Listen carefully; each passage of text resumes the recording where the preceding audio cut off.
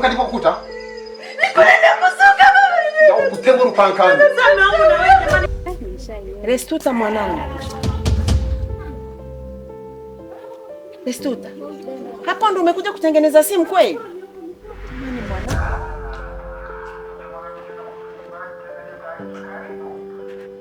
Asante, ila siji peke yangu. Nawaletea mkwe. Yaani mimi sijui nikuahidi nini katika maisha yangu. Au utonichezea? Yaani mimi siwezi kabisa kuchezea kiamu kabisa. Na hapa kabisa siwezi kabisa. Uko serious? Mimi basi imenichanganya.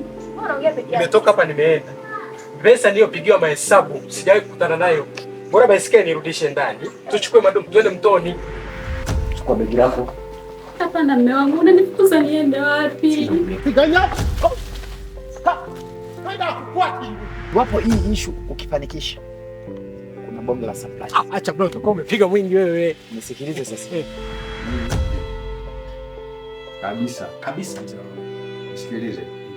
Kuna vitu vingine tunaweza tukavunjiana heshima. Alafu mimi